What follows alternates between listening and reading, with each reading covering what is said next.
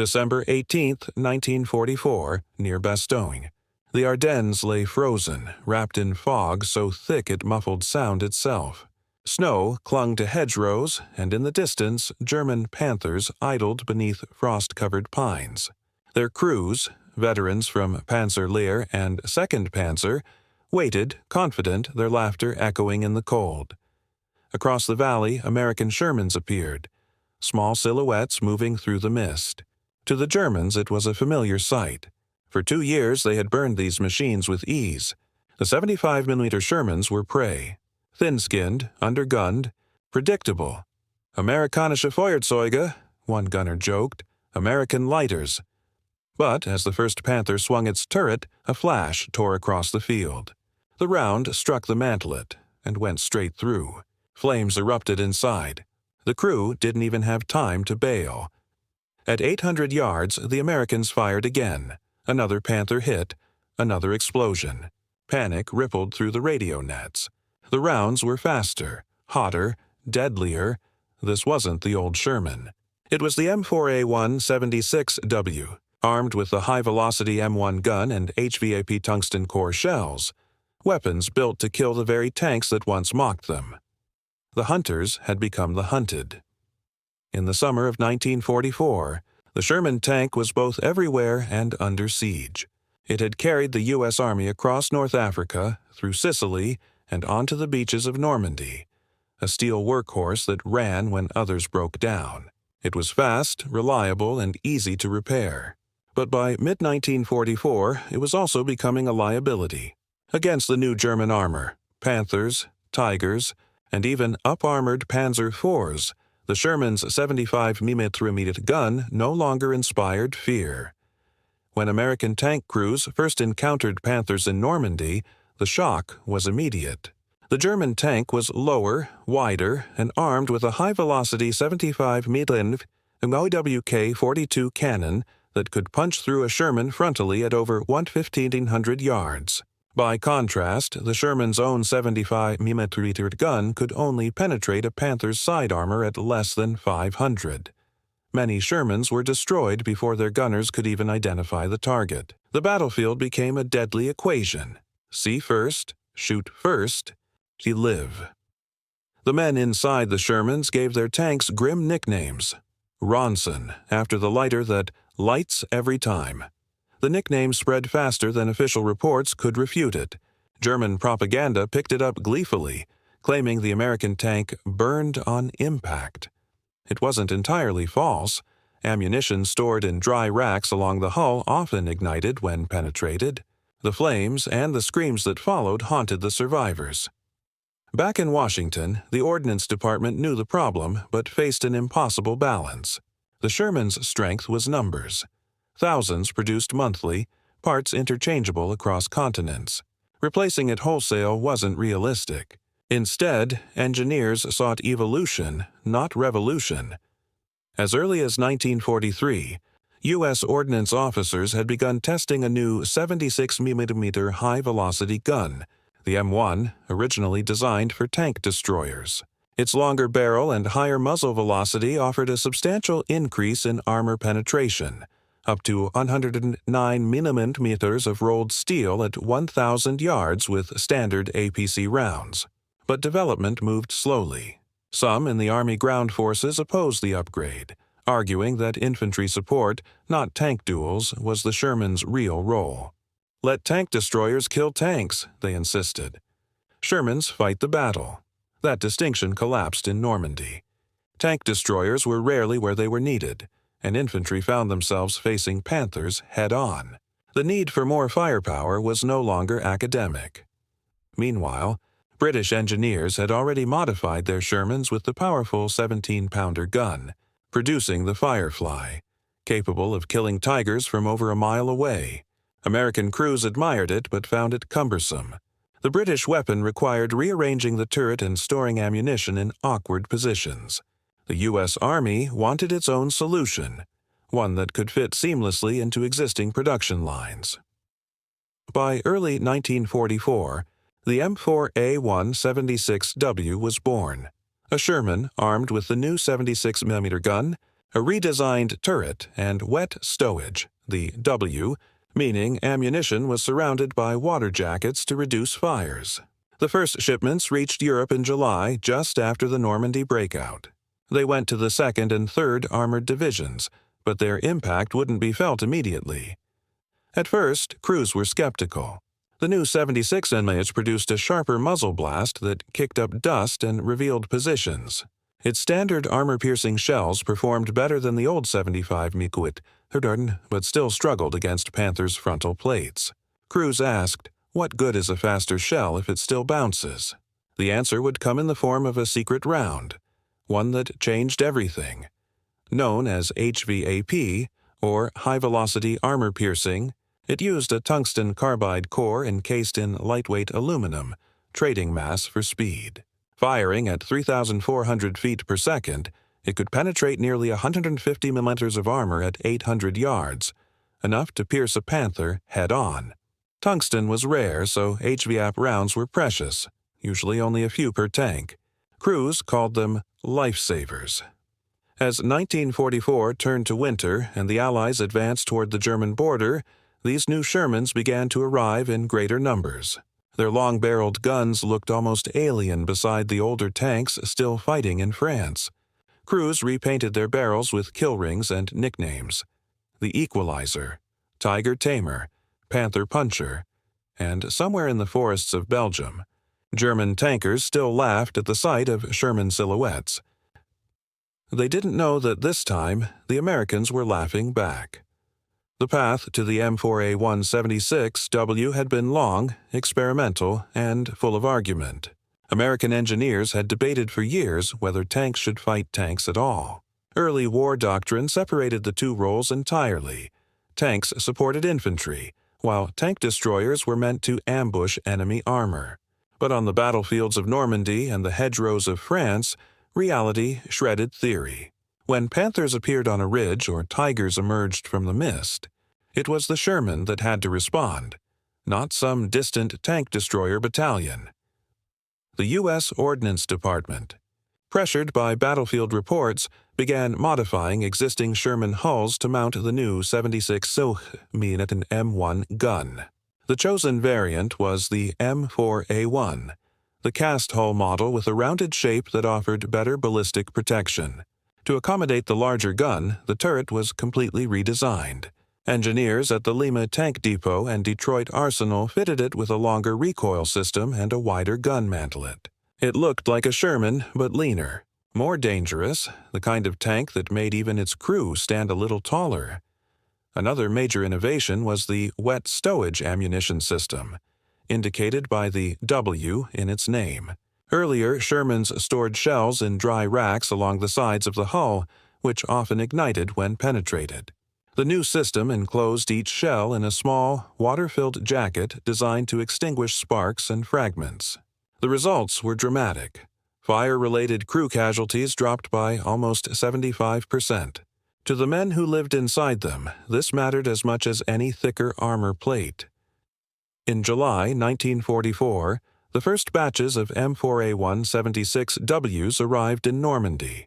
They were issued to select units of the 2nd Armored Division, 3rd Armored Division, and later the 4th Armored Division, all part of the U.S. 1st and 3rd Armies. These units became the testbed for the new gun in actual combat.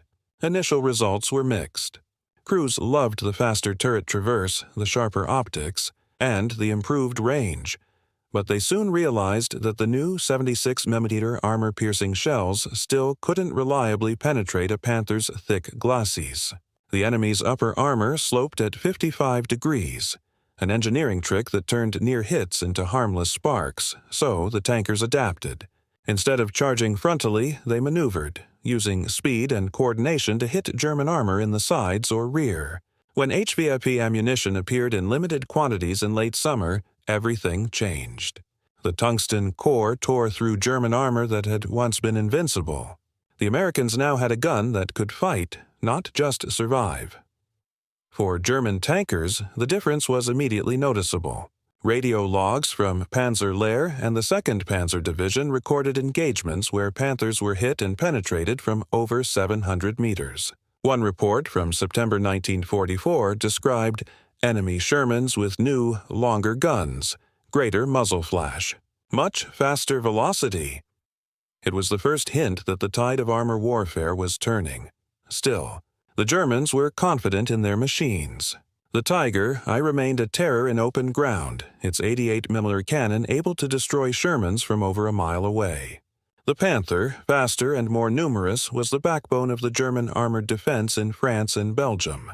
Crews mocked the American tank openly, confident that one-on-one no Sherman could survive. But the Americans no longer fought one-on-one.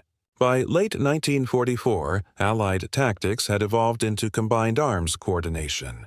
Tank platoons worked with artillery, infantry, and air support. Forward observers called in fighter bombers within minutes. P-47. Thunderbolts circled overhead, ready to dive at any column of German armor caught moving in daylight. The Sherman had become one part of a synchronized ecosystem of destruction. The new M4A1-76 DW fit perfectly into that system. It could move faster than a Panther, fire quicker than a Tiger, and stay in the fight longer than both. And in close terrain, forests, villages, snow-covered valleys, its compact design and rapid turret traverse often meant the first shot was American. By the autumn of 1944, German tankers who had once joked about burning Shermans began filing after-action reports filled with frustration. "The enemy's guns now pierce our front plates," one officer wrote. "The Sherman is no longer prey." That realization would explode into full terror in the coming months, when the new 76mm Shermans met the elite German armored divisions head-on, and proved that America's so-called inferior tank had finally grown fangs. When engineers at Aberdeen Proving Ground first tested the 76mm M1 gun in 1943, they understood what it represented, the threshold between survival and superiority. On paper, it seemed modest, a 76.2mm bore, only 1mm larger than the original 75. But the difference lay in velocity. The 76mm's longer barrel, over 57 calibers in length, hurled its projectile at 2,600 feet per second. The earlier 75mm managed just 2,030. That extra speed turned into energy, and energy turned into penetration. With the standard APC, armor-piercing capped round, the 76mm could punch through 109mm of armor at 1,000 yards. Against a Panzer IV or Stugee III, this was devastating. Against a Panther's frontal glacis, 80mm thick but sloped, it was barely adequate. Yet against the Panther's turret face or its thinner 50mm sides, the 76mm suddenly had a chance.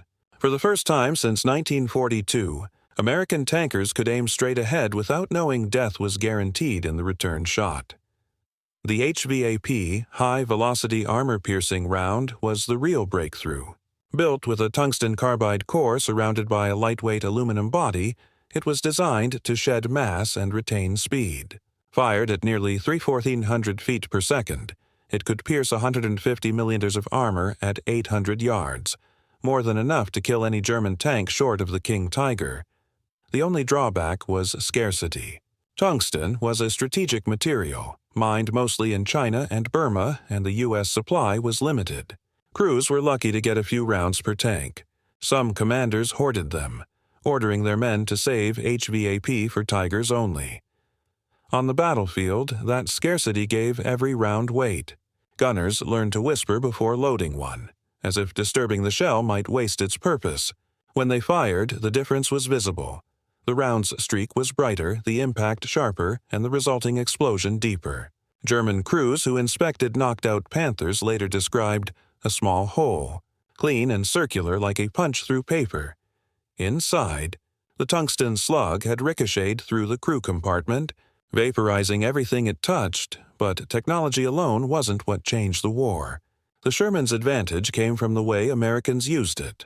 A Panther's 75mm gun was deadly, but its long barrel made it slow to swing and aim. In close terrain, villages, forests, snowed-in valleys, the Sherman's electric turret traverse could rotate 3 times faster. German gunners often spotted an American tank first, but couldn't bring their main gun on target before the Sherman fired. In tank warfare, that half-second difference decided who lived. Crew ergonomics also mattered. The Sherman's spacious interior gave loaders room to work, allowing sustained fire, 1 round every 5 seconds under pressure. In contrast, the Panther's loader fought around cramped breech mechanisms and sloped armor walls. Over a long engagement, American crews simply fired more. Optics favored the Germans. Zeiss periscopes and gun sights offered clarity at long range. But by late 1944, most tank duels in the Ardennes took place under 1,000 yards, ranges where both sides could hit, but only one could reload and reposition quickly. And at those distances, HVAP gave the Sherman's 76mm gun the edge. Even maintenance became a tactical factor. The Panther's complex suspension and final drives often failed after long road marches, especially in the cold. A disabled Panther became a sitting target. Shermans, by contrast, ran day after day. Mechanics swapped engines and transmissions like puzzle pieces. Crews joked that their tanks ran on grease and curses, but they always ran. The Germans, of course, mocked this approach. To them, the Sherman was an industrial toy, mass-produced mediocrity. A Tiger crewman once sneered, "They build them by the hundreds because they know they'll lose by the hundreds." What he didn't understand was that America's quantity was also quality, reliability, repairability, and coordination. One Panther could dominate a road, but 5 Shermans, each supporting the others, could dominate a battlefield, and that was the heart of the shift, the system behind the tank. Task forces learned to combine radio coordination, artillery spotting, and air-ground integration into a single lethal rhythm. A Sherman didn't fight alone.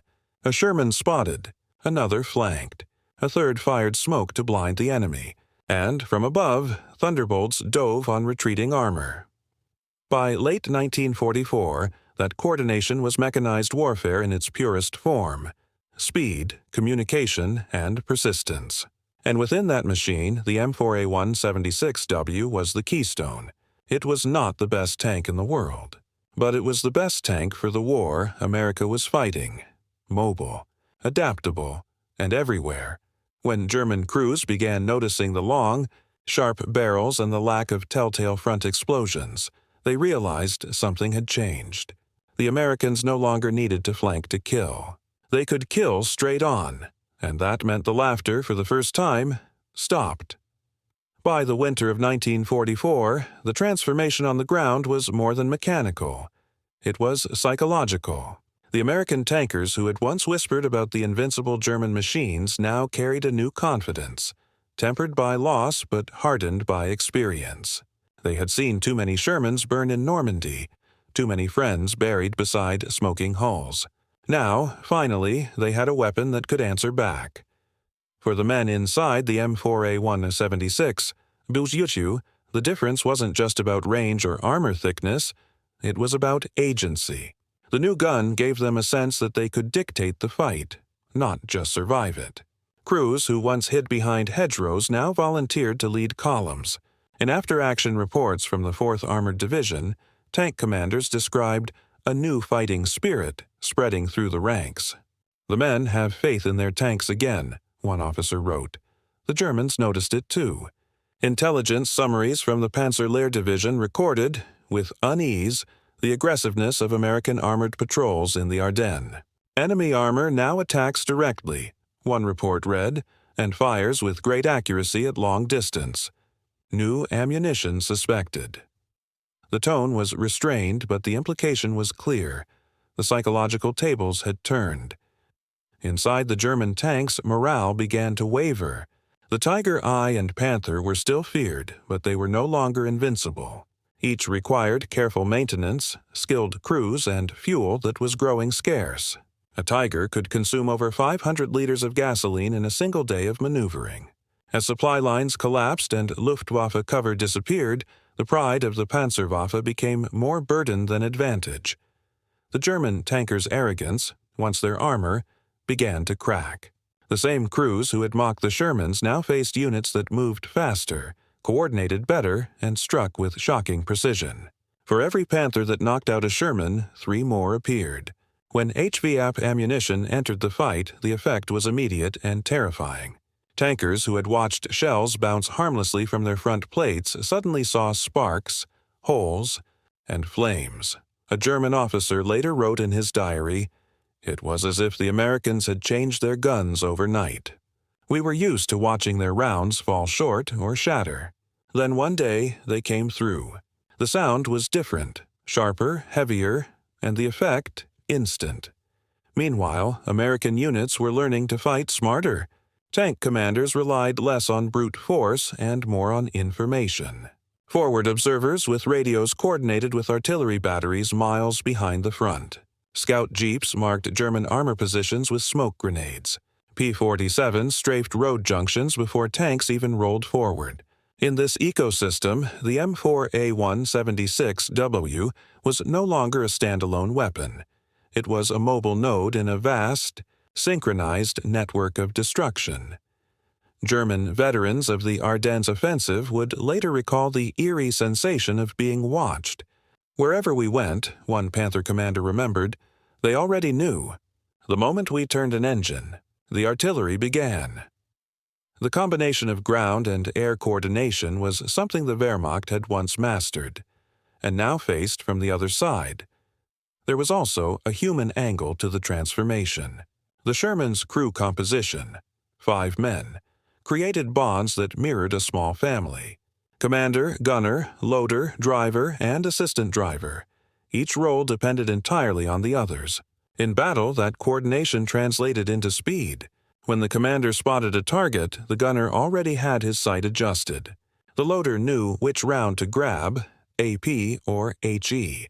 The driver anticipated turns before they were spoken. Every movement was rehearsed through repetition, every shot the product of trust. For the Germans, whose tanks often operated with fewer men and more mechanical complexity, this intimacy was harder to sustain under pressure. A single wound, a single breakdown, and the balance was gone. On the American side, camaraderie became fuel. Veterans of the 37th Tank Battalion joked that their tanks were old friends with tempers. They painted names on the barrels: Helen, Killer, My Missouri Girl. When the new 76 MNEP guns arrived, they called them the Long Fingers of Home. The emotional shift inside those tanks mirrored a broader truth of the war. By late 1944, the Allies were no longer reacting. They were rewriting the rhythm of combat. Each innovation, radar, logistics, communication, fed into the next. The Sherman's improved gun was part of a vast learning curve, one paid for in blood and accelerated by necessity. For the German crews, that evolution felt like a trap closing. Their once superior optics and gunnery couldn't compensate for dwindling fuel, fractured communication, and exhaustion. Many had been fighting since 1941. Now, facing enemies who never seemed to run out of men or machines, they realized the war had shifted from contests of skill to contests of endurance, and endurance was a battle the Reich could not win. In that sense, the M4A176W's success wasn't just technical, it was symbolic. It represented the moment when American warfare matured, when improvisation became mastery. The tank that began the war, mocked as a coffin for 5 men, had become the weapon that broke the back of the Wehrmacht's confidence. And for the first time since 1940, the Germans, not the Americans, were the ones afraid to advance. September 1944, the rolling farmland east of Héricourt, France. Morning mist clung to the fields, veiling the lines of tanks crouched in shallow hollows. To the men of the 4th Armored Division, it looked like another quiet dawn in Lorraine. But somewhere beyond that fog, German engines growled. The 5th Panzer Army, newly reconstituted and desperate to halt Patton's advance, was coming straight toward them. The Germans believed the Americans were thinly spread. They expected another easy victory, a repeat of Normandy's early days, when Panthers had picked off Shermans like game on open ground. The Panther crews were confident. Their guns could kill at 2,500 meters, their armor was unbeatable at range. They didn't know they were driving into one of the most skillfully executed defensive battles of the entire war. Captain Abram J. Turner, commanding a platoon of M4A1 76Ws from the 37th Tank Battalion, remembered the moment it began. "The fog lifted," he said, "and we saw them. Black crosses, a whole line of them, 800 yards out." His gunner, Sergeant Don Heller, was already sighting in. Turner gave the order, "HVAP, fire." The shot hit the lead Panther square in the mantlet. There was no spark, no ricochet, just a dull thud, then smoke. Through the gun sight, Heller saw the turret lurch sideways. The shell had gone straight through. Seconds later, flames poured out the hatch. The crew never got out. That shot, at roughly 800 yards, was one of the first confirmed kills of a Panther by the new 76 mm HVAP round. Word spread across the division like wildfire. "The new ammo works," the radio crackled. "Repeat, it works." The Germans were stunned. As more Panthers crested the ridge, American guns opened up from concealed positions. The Shermans, using coordinated fields of fire, struck in volleys, focusing 3 tanks on a single target at a time. HVAP rounds ripped through side armor, APC shells shattered tracks, and the fast electric turret drives allowed the gunners to swing and fire before the Panthers could even aim. What followed became known as the Battle of Aricourt, a week-long engagement in which fewer than 100 American Shermans and tank destroyers held off over 200 German tanks. The battlefield was a maze of fog, hedgerows, and rolling hills. Visibility rarely exceeded 1,000 yards. Perfect terrain for the faster, more flexible M4A1 76 WWs.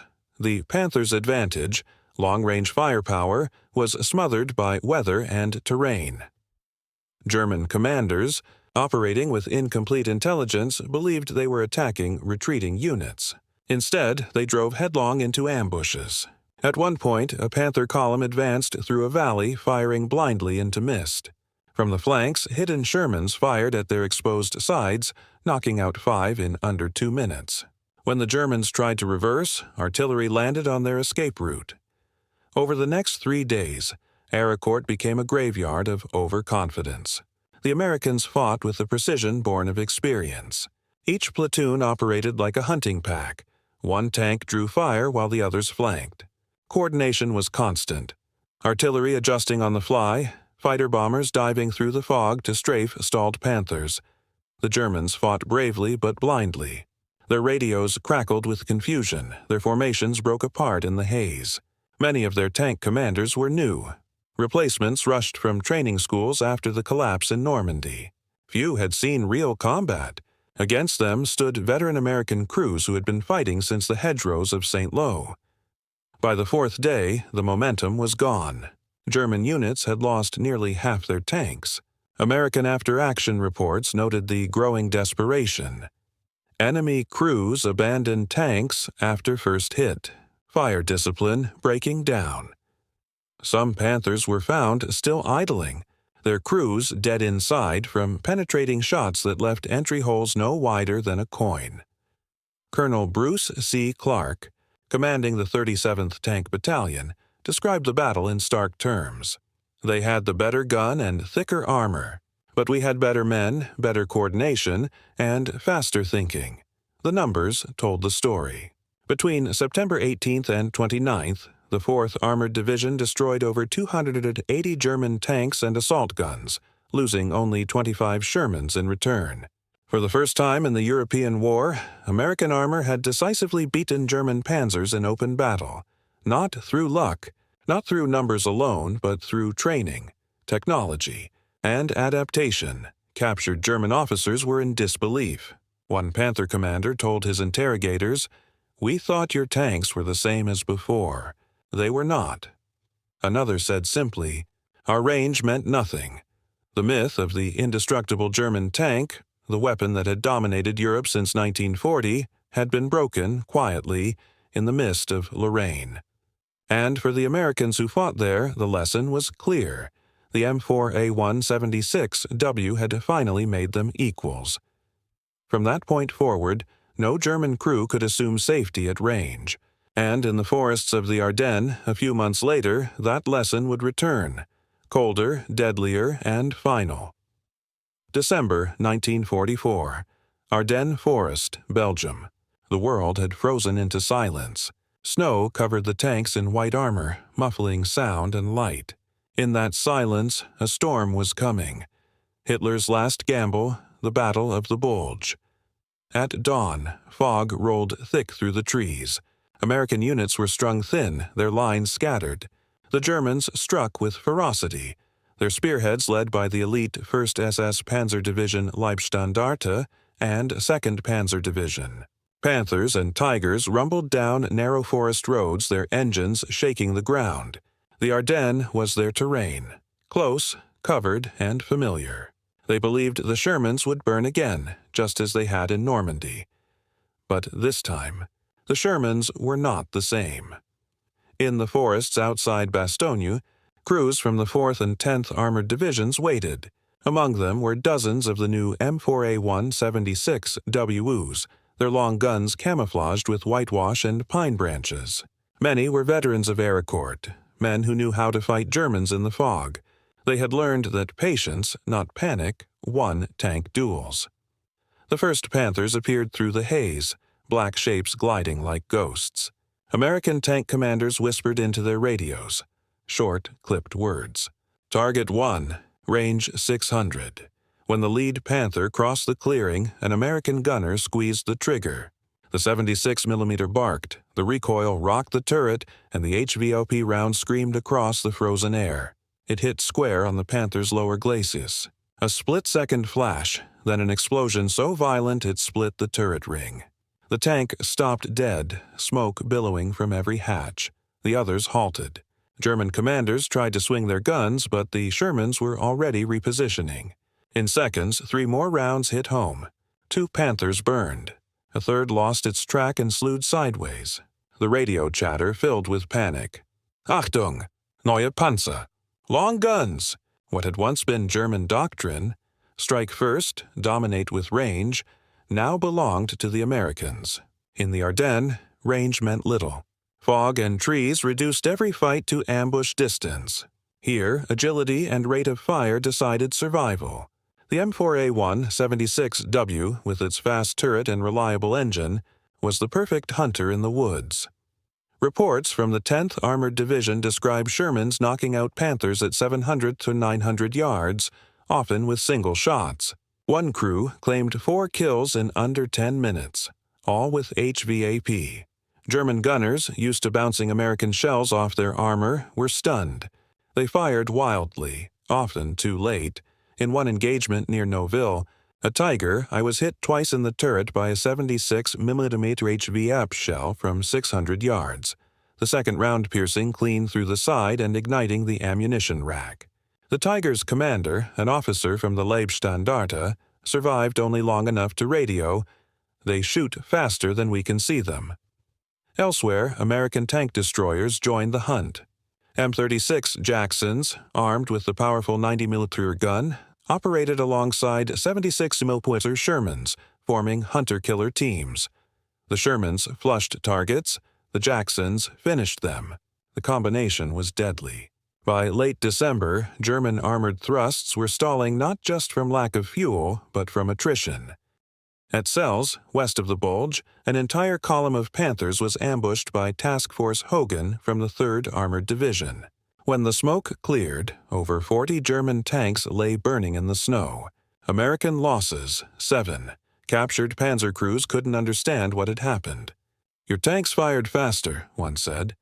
"Your shells did not bounce," but the truth ran deeper. The Shermans were fighting as part of something larger, an entire system of coordination. Artillery observers, fighter-bomber patrols, and reconnaissance jeeps all worked in unison. The M4A176W was just the visible edge of an invisible network that could find, fix, and destroy armor faster than Germany could react. When General Patton's Third Army broke through to relieve Bastogne on December 26th, the roadsides were littered with burned-out Panthers. Many still sat facing east, their guns intact but their armor punched through, clean entry holes where HVAP rounds had torn in. To the men passing by, it was a quiet vindication. The myth of German invincibility had ended not with ceremony, but with precision. The invisible mathematics of ballistics, the unbroken rhythm of coordination, and the quiet professionalism of crews who had waited years for the chance to fight back on even ground. By January 1945, the Wehrmacht's last armored gamble was over. The Tiger I was obsolete, the Panther too complex to save. Every road west of the Rhine was marked by the same pattern: black hulks in snow, smoke frozen into the air and on their sides, small holes no bigger than a man's thumb. Those holes told the story better than any report. The Sherman had arrived, and for the first time, the German crews, the ones who once laughed at the Ronson lighter, knew fear before they ever saw flame. By the first months of 1945, the balance of armored warfare in Europe had reversed completely. The battlefield, once a showcase for German precision engineering, was now dominated by American endurance. The panzer divisions that had once dictated tempo and terror were in retreat, not because their machines had failed, but because their enemies had learned faster. Everywhere the Shermans rolled, they carried lessons written in smoke. Normandy had taught the Americans humility. Lorraine had taught them adaptation. And the Ardennes, where M4A176Ws had faced Germany's best and survived, taught them confidence. The fear that had once followed every Panther sighting was gone. Crews still respected the enemy's guns, but they no longer believed in German invincibility. After the Battle of the Bulge, field commanders across the Allied front sent in reports filled with quiet astonishment. Colonel Bruce Clark of the 37th Tank Battalion summarized it best. The men no longer talk about the Tiger as a monster. They talk about it as a target. In workshops and depots across Belgium and Luxembourg, tank mechanics counted the cost, and the results were astonishing. For every Sherman destroyed in combat, nearly 4 German tanks had been lost in return. The ratio was not purely mechanical, it was organizational. The U.S. Army had mastered logistics at a level Germany could no longer match. Damaged Shermans were pulled off the line, repaired, and returned to service within days. German tanks, crippled by lack of fuel or spare parts, were often abandoned where they stood. Even prisoners of war noticed the change. During interrogations in early 1945, captured Panther crewmen admitted to fearing the long-barreled Shermans. One report recorded a conversation between 2 officers who had fought near Bastogne. "We believed their tanks were still the old models," one said. "Then they fired, and the shell went through our front armor as if it were wood." By then, Germany's armored corps was running on fumes. The once glorious Panzer Lehr Division was down to a handful of operational vehicles. The 2nd Panzer Division, mauled at Celle, was little more than a name. Even the elite SS divisions, rebuilt at terrible cost, were shadows of their former selves. In contrast, new American formations were arriving every month, each better equipped and better coordinated than the last. The M4A176WW had become the face of that transformation.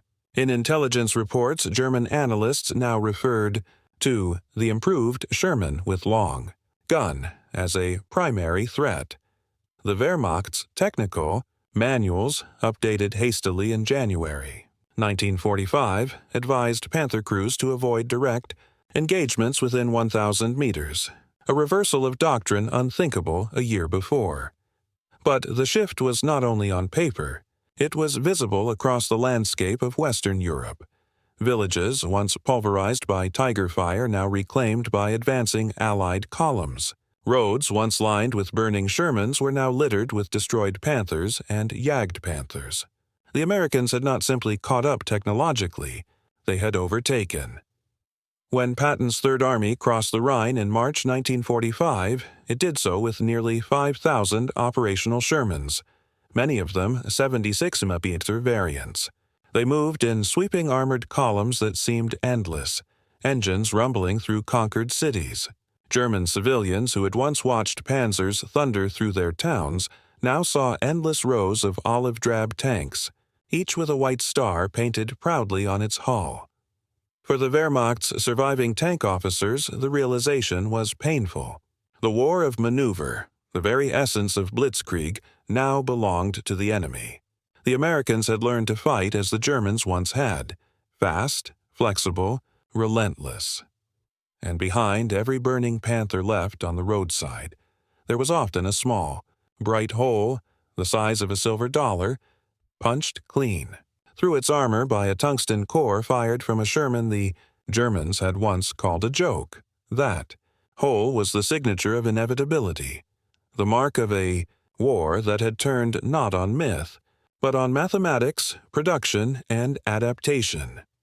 By spring 1945, Germany's tank arm, the pride of its military legend, was a ghost. The Panther, once the terror of Normandy, now lay scattered across Europe in rusting hulks. The Tiger, which had symbolized invincibility, had become an expensive relic, impossible to fuel, harder still to maintain. In contrast, the M4A176W, built in the thousands, shipped across oceans, repaired in hours, kept moving. That movement, more than any single gun or armor plate, defined victory. The difference lay not only in machines, but in philosophy. German engineering had pursued perfection, the ideal machine, the flawless gun, the impenetrable armor. American design pursued persistence, the machine that worked, that could be built, fixed, and sent back again and again. In the cold calculus of industrial war, perfection lost. After the Battle of the Bulge, American intelligence officers toured the wrecks scattered across the Ardennes. They found Panthers with seized engines, Tigers stranded by fuel exhaustion, and self-propelled guns abandoned intact. The Germans were not beaten by firepower alone. They were beaten by momentum. Every mile they retreated, every tank they left behind, told the same story. A force designed for brilliance collapsing under the weight of its own design. The new Shermans, meanwhile, were already evolving. The M4A176W's success inspired the transition to the M26 Pershing, a heavier tank armed with a 90mm gun.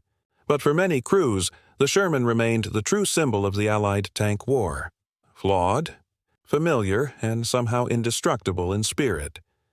In post-war interviews, American tankers spoke with affection and respect for their machines. They didn't boast about kill counts or technology. They talked about reliability. "She always started," one veteran said, "even when it was 20 below and we were sure the Germans were waiting." Another added, "You could trust her to get you out of hell, even if she couldn't always keep you from going in." Across the ruined cities of the Reich, German officers offered their own reflections. In 1946, during Allied debriefings, former Panzer Commander Hermann Bix summarized the shock his men had felt in late 1944. "We met new Shermans that fired faster than we could aim. Their shells cut through us. We had not believed it possible. Until then, we thought only courage separated us. Then we saw that the Americans had learned." Others echoed the sentiment. The American tank was no longer a Ronson, no longer a machine to be mocked. It was proof that adaptation, not arrogance, wins wars.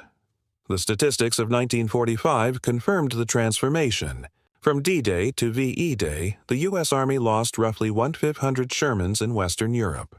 In that same period, they destroyed or captured over 12,000 German armored vehicles. For every American tank knocked out, 8 German tanks were lost. Not through sheer luck or superior design, but through a relentless system. Production, recovery, replacement, and coordination. Even German engineers, analyzing captured M4A176Ws after the war, admitted admiration for its balance. It was not overbuilt. It was not fragile. It was, they wrote, a machine that fulfills its purpose without excess. Today, surviving M4A176Ws rest in museums and memorials across Europe, in Bastogne, in Aricourt, in the forests where they once hid. Some are still dented, scarred, and pitted with shrapnel. If you look closely, you can still see the faint outline of names painted by their crews. Sweet Pea, Lucky Strike, Tennessee Rose, and beside them, rusting in the grass, are panthers and tigers, magnificent, but silent. The difference between them is the story of the war itself. One was built to be perfect.